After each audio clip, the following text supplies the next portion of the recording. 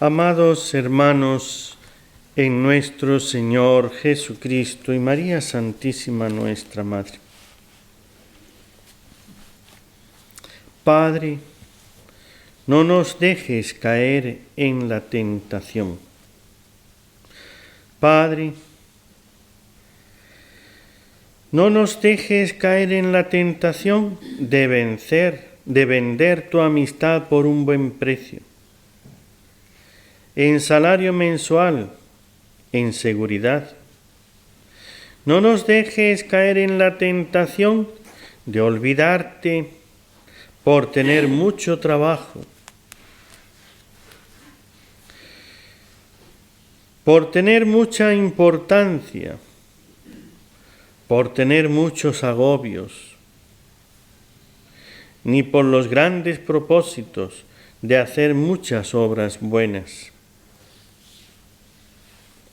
No nos dejes caer en la tentación por tener que hacer oración a ti, o de olvidar la oración a ti por atender a los demás. Retira, Señor, la tentación de hacer algo, lo que sea, olvidándome de ti.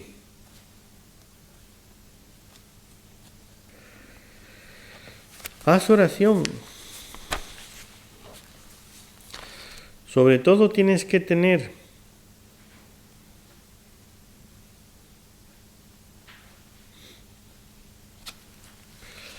esa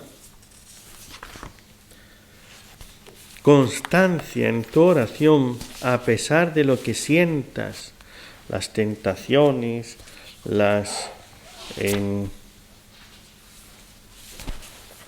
los desánimos, las luchas, las dificultades, las soledades. Por eso, haz oración a pesar de las caídas. Haz oración a pesar de las tentaciones. Haz tu oración a pesar de los errores. Haz tu oración cada día a pesar de tu temperamento. Haz oración a pesar de las circunstancias adversas o contrarias. Haz oración a pesar de las debilidades. Haz oración a pesar de ti mismo, de ti misma, de eso que eres, de lo que soy. Y yo voy a hacer oración siendo lo que soy. A pesar de eso, haz oración. Haz oración a pesar de las correcciones fraternas y no fraternas. Es decir, de que te digan, tú eres así, tú eres esto, ¿ve? Las correcciones fraternas, mira, mejora, ¿por qué no cambias en esto? Estarías bien. Hay personas que te quieren bien y que te dicen cómo y en qué cambiar. Hay personas que les fastidias y te dicen lo que no les gusta. Pues a pesar de que te traten mal, haz oración. O sea, ¿qué te importa que una persona venga y que te diga que tú eres esto, aquello, lo otro, para aquí, para allá, para allá? ¿Vas a dejar la oración por eso? Porque al otro no le guste lo que yo hago, cómo soy, cómo me comporto. Haz oración. A pesar de tus pecados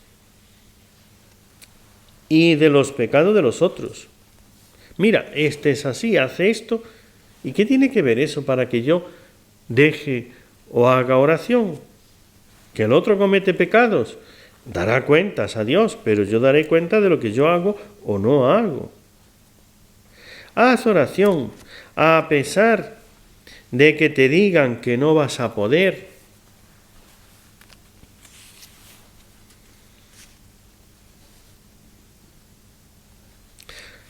Toma la decisión de hacer oración hasta morir, pero no abandonar. Haz oración.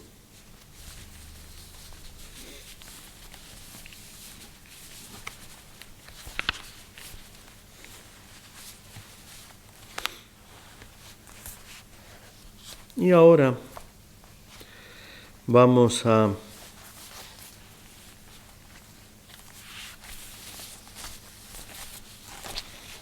hablar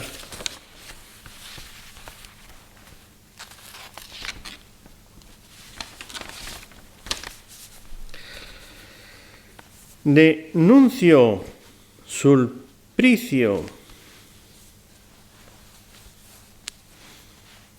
El domingo 13 de abril de 1817 abre los ojos a la vida en un pueblo del centro de Italia un niño que recibe en el bautismo ese mismo día de su nacimiento, el 13 de abril, el nombre de Nuncio, en honor a la anunciación de la Santísima Virgen. O sea, Nuncio es por la anunciación. Su padre, Domenico Sulpicio, es zapatero y su madre, Rosa, hilandera. Cuando apenas cuenta 3 años, el niño recibe el sacramento de la confirmación, aprovechando que el obispo de Pescara pasa por una aldea vecina. En agosto de 1820, Domenico, su padre, muere a la edad de 26 años, dejando sin recursos a su mujer. 2 años más tarde, Rosa se vuelve a casar, pero el padrastro de Nuncio se muestra duro con él, no le demuestra mucho afecto, le pega y le humilla por cualquier insignificancia, de tal manera que el niño se vuelve tímido y especialmente sensible. Nuncio siente gran apego hacia su madre y su abuela materna, y asiste a una pequeña escuela abierta por un sacerdote. Son las horas más serenas de su vida, en las que aprende a conocer a Jesús, el Hijo de Dios, hecho hombre y muerto en la cruz para la expiación de nuestros pecados. También empieza a rezar y se inicia en la lectura y en la escritura. El 5 de marzo de 1823, Nuncio pierde a su madre, siendo acogido en la casa de su abuela materna. Rosaria, su abuela, analfabeta, pero rica en fe y en caridad. El niño ingresa en una escuela destinada a los más pobres. Su corazón puro se complace en ser monaguillo y en visitar con frecuencia a Jesús en el sagrario. Nuncio tiene, estamos en el 23, 6 años. Siente gran horror por el pecado y un verdadero deseo de parecerse al Señor Jesús. En 1826, con apenas 9 años, Nuncio experimenta el dolor de perder a su abuela, a quien amaba profundamente. Eran a los 3, a los 6, a los 9, va perdiendo los seres que quiere y que le quieren.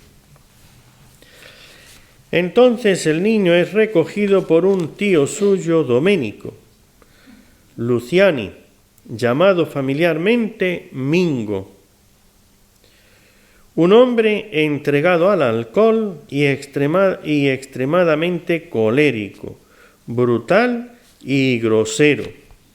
¿Bien?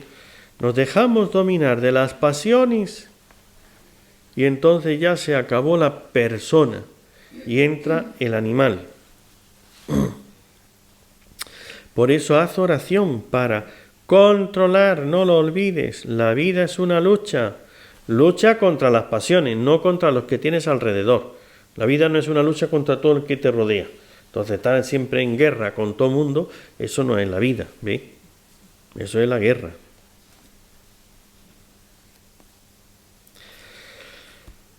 El tío Domenico Mingo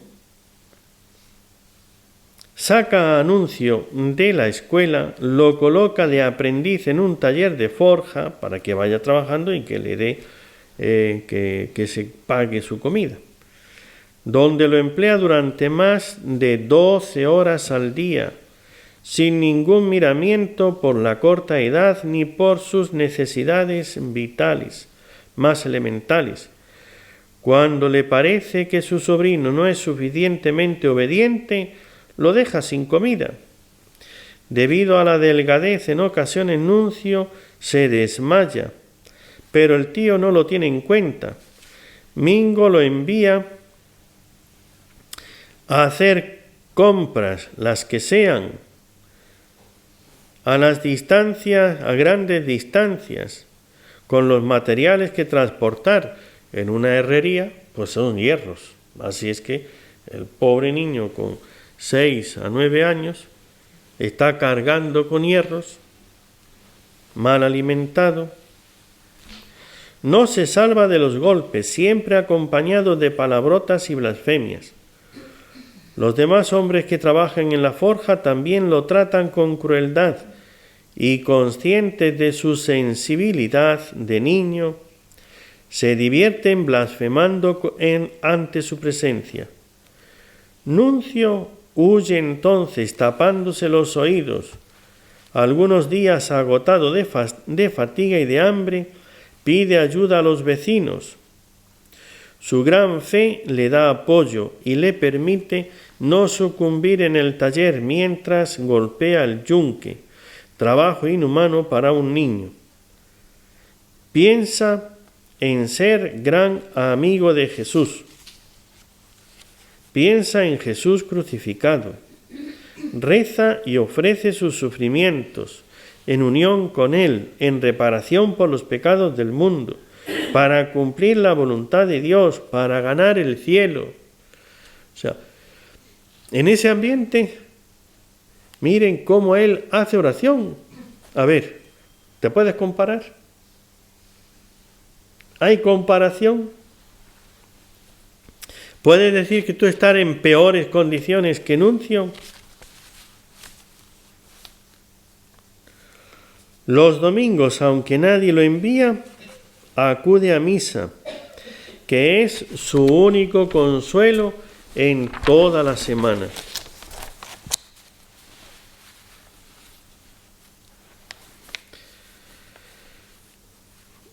Una dura madrugada de invierno, Mingo envía a su sobrino con los hombros cargados de material a una granja aislada. De camino, Nuncio resbala en una charca de agua helada. Por la tarde regresa agotado, con una pierna hinchada y la cabeza ardiendo de fiebre. Se acuesta sin decir nada, pero al día siguiente ya no puede más. El medicamento que le da el tío, que le prescribe, es sencillo. Vuelve al trabajo. Ya está. ¿Estás mal? Pues vuelve al trabajo. Eso es todo. Si no trabajas, no comes. Ese es el medicamento. Está con fiebre, está así el niño, al trabajo. Y si no trabaja, pues no comes. Aquí no hay más. Nuncio vuelve a su labor. Cuando puede, se refugia en la iglesia para rezar, donde recibe el gozo, la energía y la luz de Jesús sacramentado. Ya ha aprendido a adorar a Jesús sacramentado. En medio de ese ambiente, de esa lucha, Cuando no puede acercarse al sagrario, busca y halla a Dios en su propio corazón, gracias a su excepcional unión con Dios, conserva la sonrisa y perdona. Es lo que Dios quiere. Él dice, es lo que Dios quiere. ¿Ve? Perdonar. Pues perdona. Y Nuncio tiene una frase. ¿Cuál es la frase que dice? Hágase la voluntad de Dios. En todas sus calamidades, él tiene una fortaleza. Hágase la voluntad de Dios. Su gozo interior y su caridad le procuran la bondad de los campesinos de alrededor, quienes gustan de charlar con él, y él lo aprovecha para hablarles de nuestro Señor y aportarles simplemente algo de catecismo. Un día, a Nuncio le cae un martillo sobre el pie. Para limpiarse la llaga, se arrastra hasta una gran fuente de agua del pueblo, pero pronto es expulsado por las mujeres que están lavando allí la ropa, temiendo que ensucie el agua. Ya no puede trabajar como antes y su tío le dice, si ya no puedes levantar el martillo, te quedarás quieto y te encargarás del fuelle. Así que ya no puedes pegar con el martillo. Muy bien, pues te sientas ahí y a darle al fuelle. Total, no tienes que caminar ni estar de pie, solamente sentado y darle al fuelle, hacer aire. Es una tortura indescriptible para el niño. Mingo llega incluso a atarlo con las cadenas del fuelle para obligarlo a trabajar. Rindiéndose finalmente a la evidencia, es decir, el niño se está poniendo cada vez peor, que no puede, y ya como ve que no puede, pues lo envía para que lo curen en una ciudad vecina, pensando que el sobrino inútil pues ya no regresará. De abril a junio de 1831, Nuncio es hospitalizado. El tratamiento resulta impotente para curarle la llaga, que se gangrena. No obstante, esas semanas de descanso le hacen mucho bien. Allí ejerce la caridad con los demás enfermos y reza intensamente. De regreso a casa del tío, se ve obligado a mendigar para subsistir. Sufro muy poco, afirma él, el niño, con tal de que consiga salvar el alma y amar a Dios. Con esa situación, su única luz es el crucifijo. Tiene 10 años. Francesco Sulpicio, otro tío de Nuncio, es cabo en el ejército de los Borbones en Nápoles. Ha oído hablar del trato cruel que recibe su sobrino. Se presenta en 1832 en la forja de Mingo y pide que le entregue a Nuncio. El herrero acepta de buen grado que se lleven a ese trabajador inútil. Profundamente conmovido por el miserable estado del adolescente, Francesco se lo lleva a Nápoles y lo presenta al coronel Felice, hombre piadoso y caritativo, quien manifiesta su disposición a hacerse cargo del muchacho y a cubrir todas sus necesidades. Nuncio es trasladado inmediatamente al hospital de Santa María del Pueblo, de Pópulo, reservado a los desahuciados. El cáncer ha atacado ya los huesos y provocando intensos dolores. Ante su inalterable paciencia y las virtudes que manifiesta, los médicos y enfermos acaban comparándolo con un San Luis Gonzaga. Un sacerdote le pregunta: ¿sufres mucho? A ver. Tiene 10 años. Sí, cumplo la voluntad de Dios. ¿Qué te gustaría? Querría confesarme y recibir a Jesús por primera vez.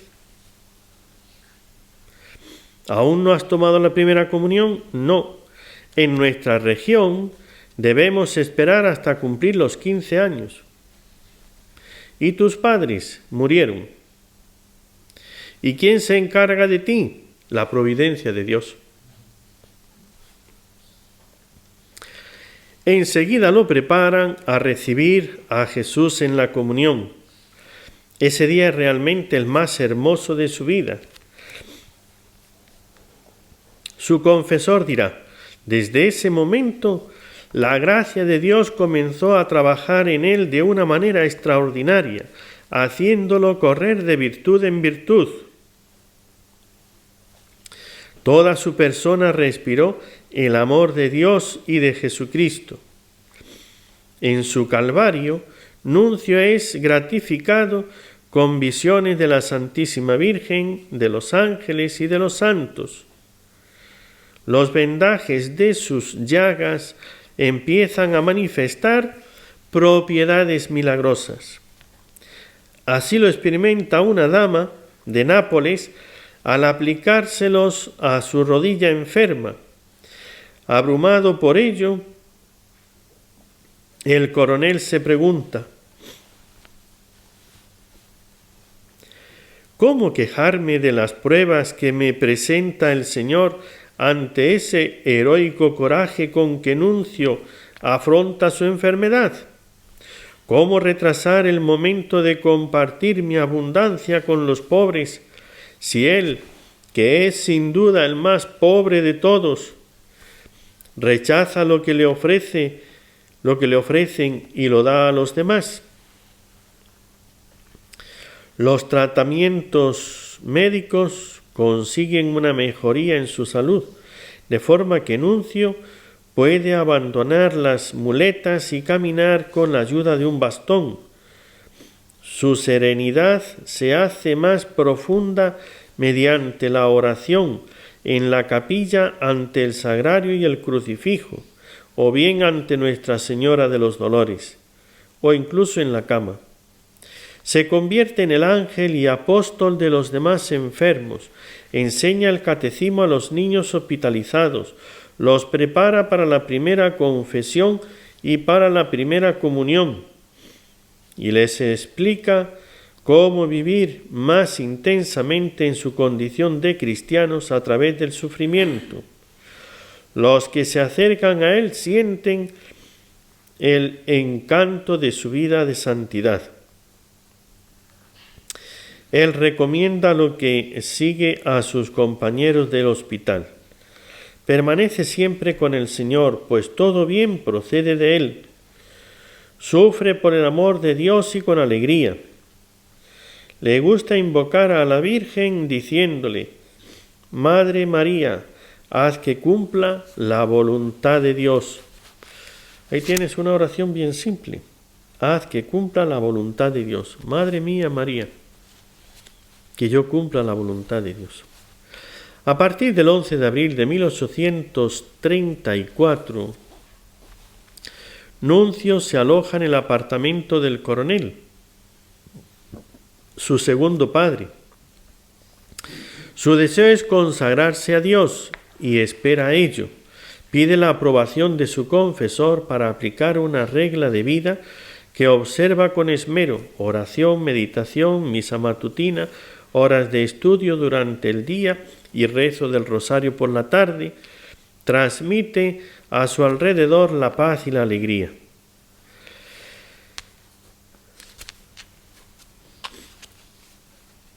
Gaetano Errico, que se encarga de las funciones de la Congregación de los Sagrados Corazones, promete acoger al joven en su familia religiosa cuando las circunstancias estén más avanzadas.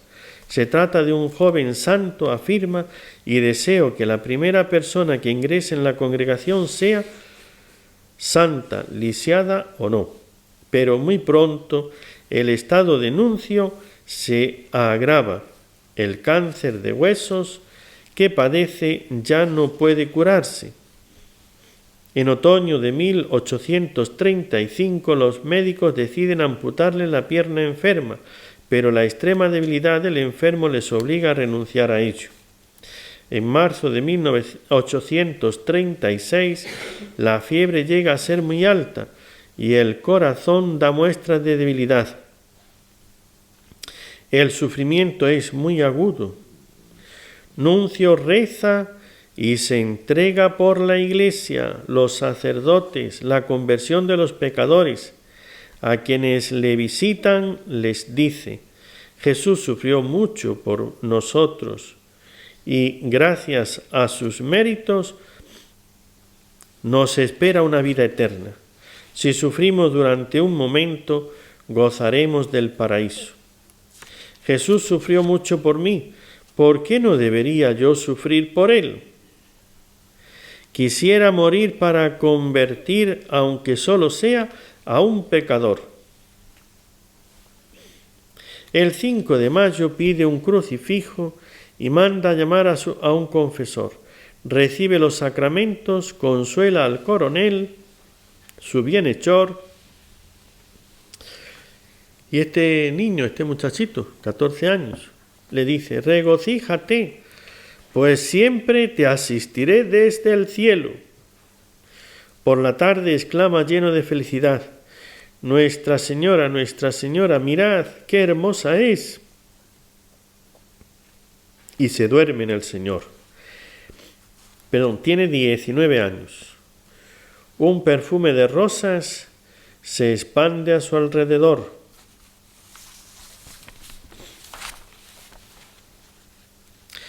Su cuerpo aparece singularmente bello y fresco. Su tumba se convierte enseguida en lugar de peregrinaciones. Este santo, joven santo, ¿ve?, de la voluntad de Dios. Es eso. Hagamos la voluntad de Dios, ahí está todo. Esa es la santidad. Haz oración para poder entregarte a la voluntad de Dios.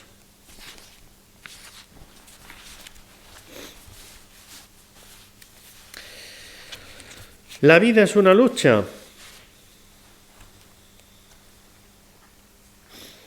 No es pecado apetecer la gloria, sino la gloria vana, porque de suyo no es malo desear que sea conocido lo bueno, pero en cambio es la vanagloria, la cual puede serlo por 3 motivos, a saber: porque deseamos sea alabado lo que no merece tal honor, por su naturaleza frágil y caduca.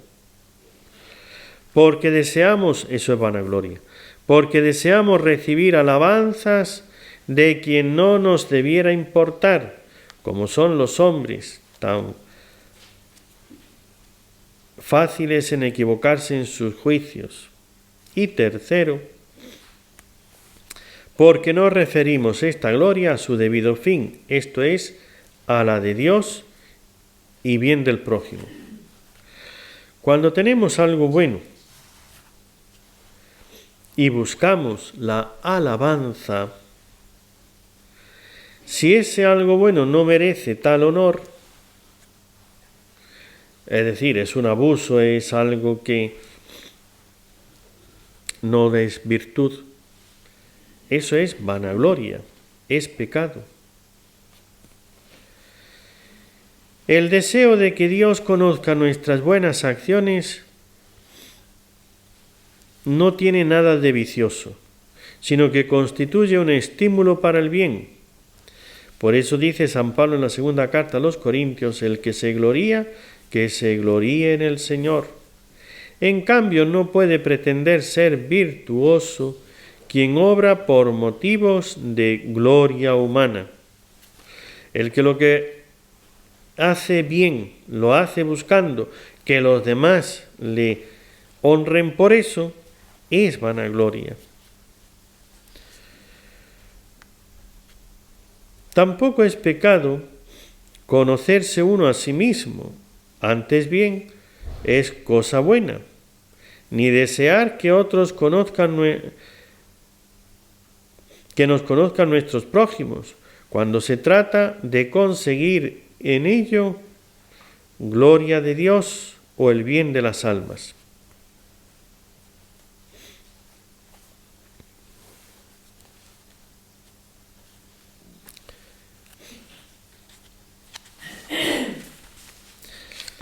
Hagamos oración, pero tengamos el cuidado de no hacerla, como dijo Jesús, para ser vistos por los hombres. No hagas tus obras buenas, tu oración, para que digan que tú eres un hombre de oración, sino para que lo vea vuestro Padre, es decir, hablar con el Señor y poder llegar a lo denuncio, a que se haga su voluntad, conocer su voluntad y tener la fortaleza para hacerla.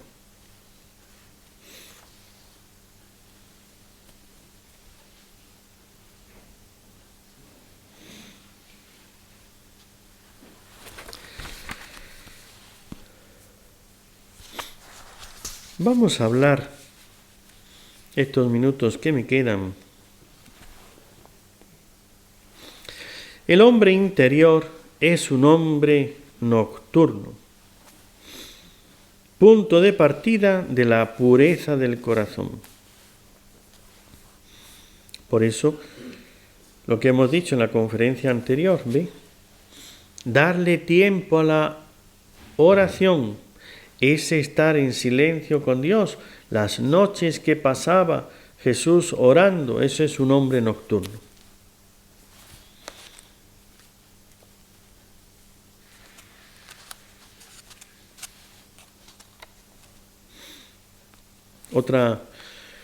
Esta conferencia va de historias. Esto es una historia de los padres del desierto, de los padres de los primeros tiempos de la Iglesia, donde los eremitas se retiraban a hacer oración en silencio, en soledad, de ermitaños. Se trata de dos ermitaños que vivían en un par de islas diversas.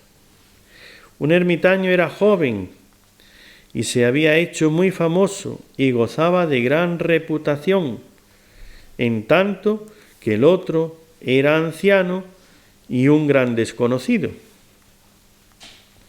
Un día el anciano tomó una barca y se desplazó hasta la isla del joven y famoso ermitaño. Lo saludó con educación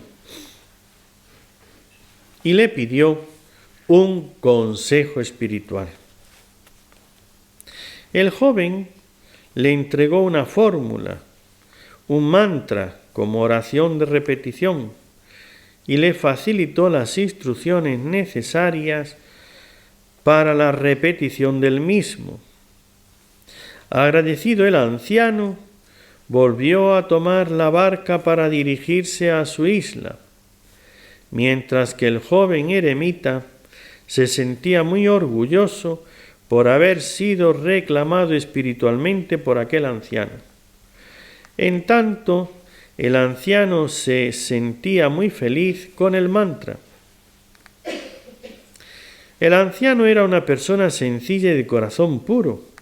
Toda su vida no había hecho otra cosa que ser un hombre de buenos sentimientos, y ahora ya en su ancianidad quería hacer alguna práctica metódica.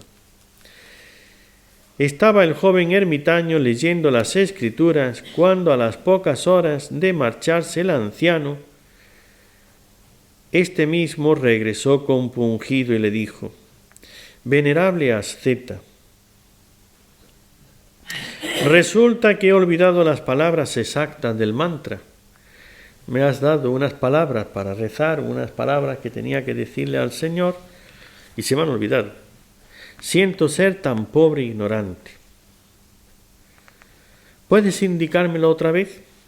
El joven miró al anciano con condescendencia y le repitió el mantra. Lleno de orgullo, se retiró interiormente. Se dijo interiormente el joven, poco podrá este pobre anciano avanzar por la senda hacia la verdad si ni siquiera es capaz de retener un mantra.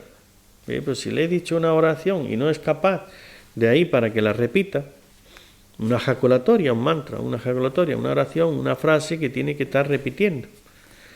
Pero su sorpresa fue extraordinaria cuando de repente miró al anciano que partía hacia su isla caminando sobre las aguas.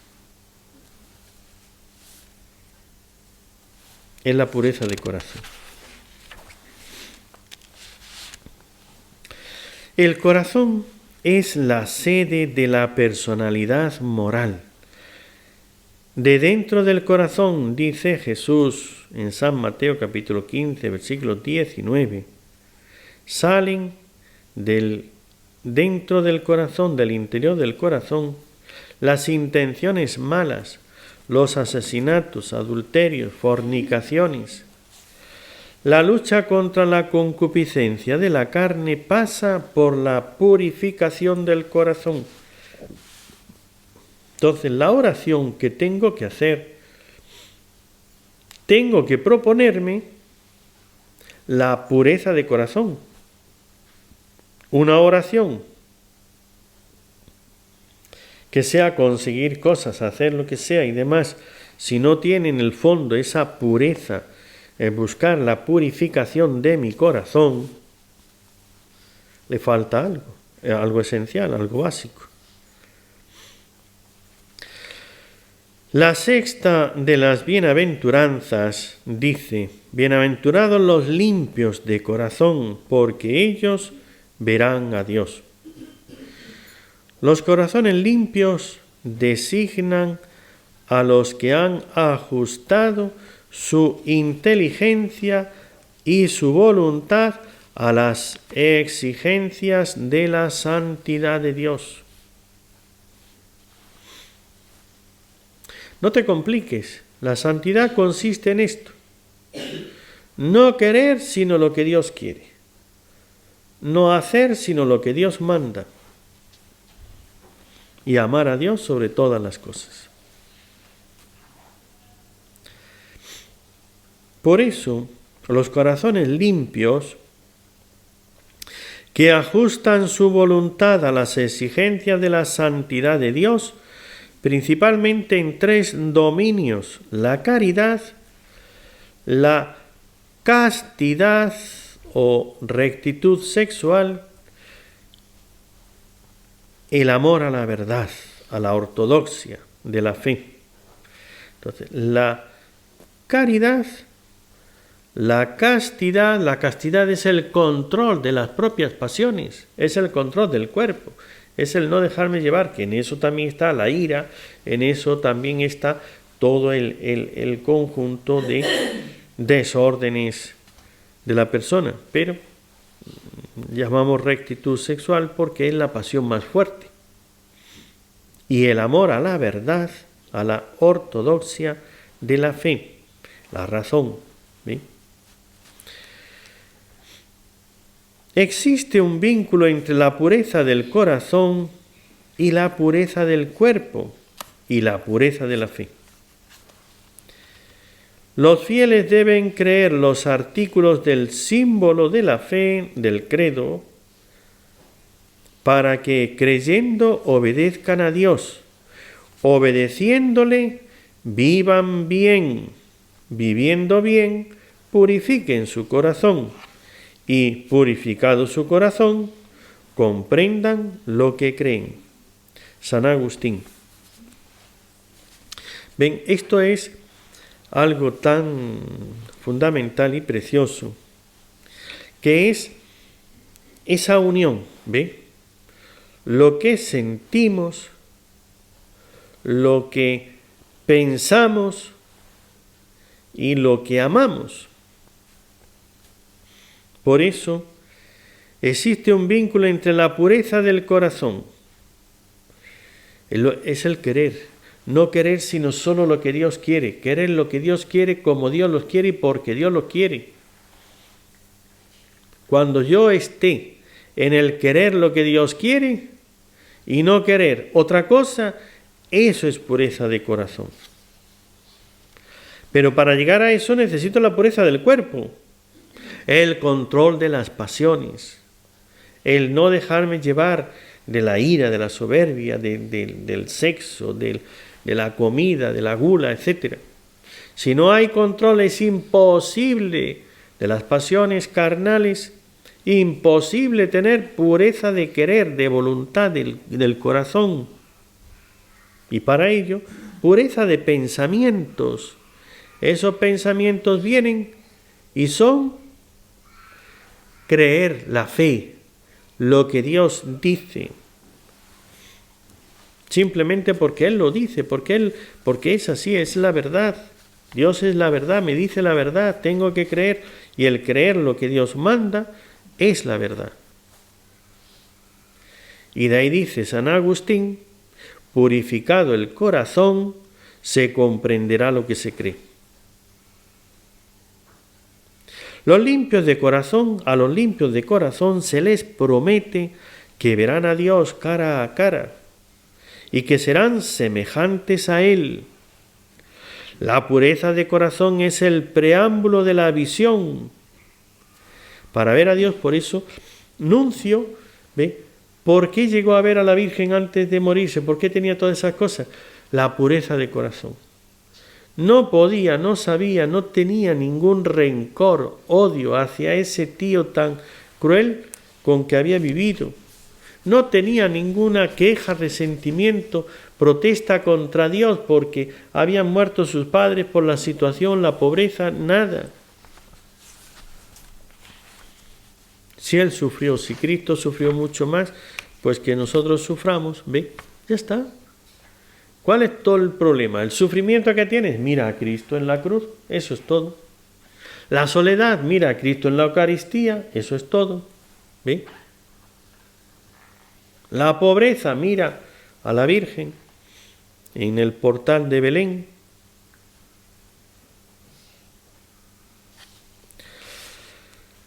Ya desde ahora esta pureza nos concede ver según Dios. Ven, con la pureza de corazón llegaremos a ver a Dios.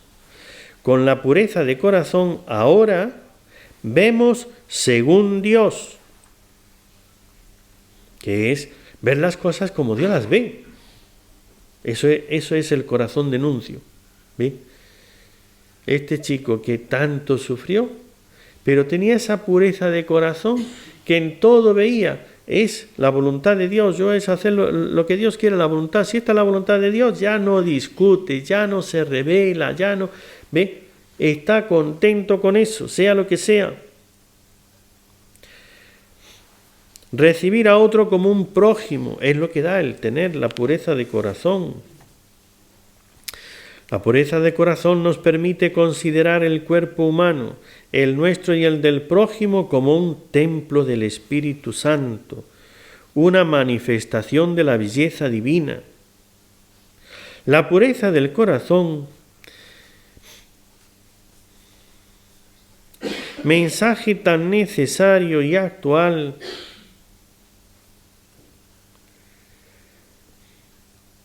decía San Juan Pablo II,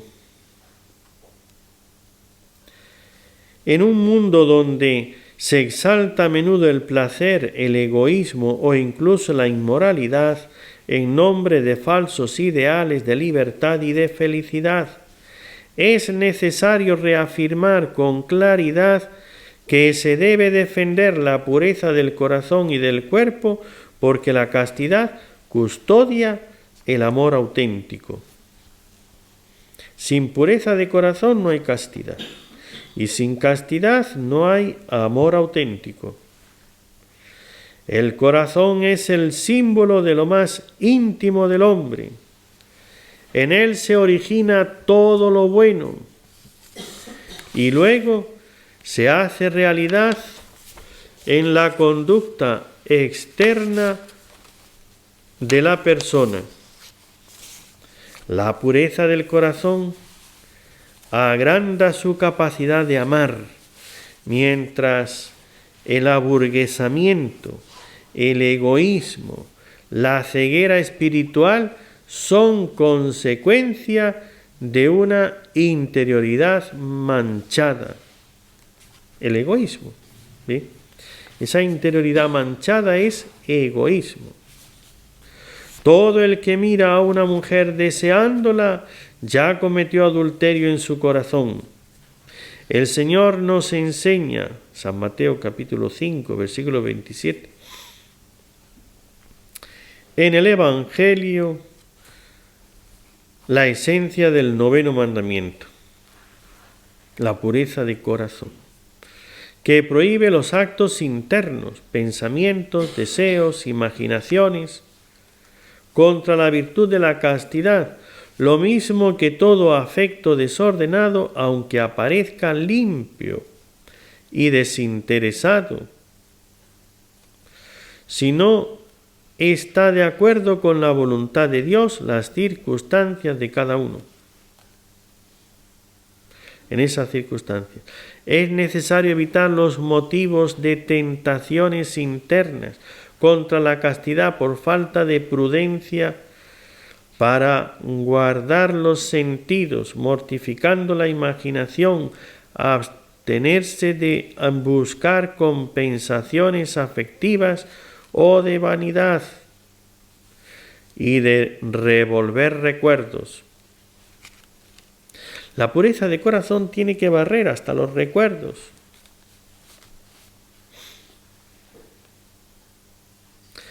El Espíritu Santo da más y más gracias cuanto el alma está firmemente decidida a mantenerse limpia con la ayuda de la gracia.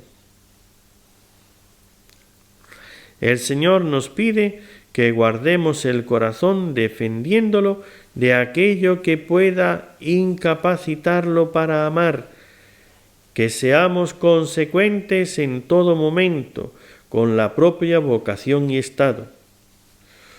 Los casados deben guardarlo, el corazón, para la persona con quien se casaron.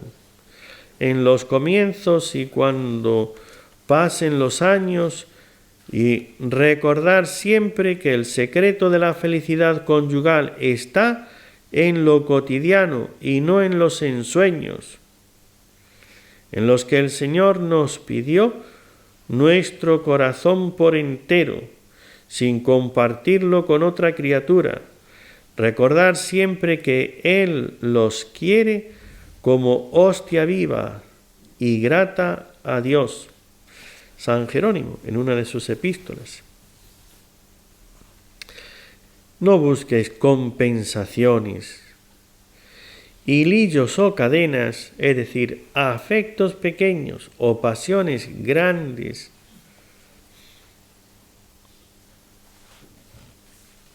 Te quitan la libertad, el amor, la pureza de corazón. Ama con generosidad y fortaleza.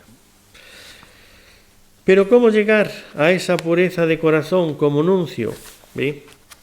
Ora, persevera en la oración, haz oración, ora, haz bien la oración.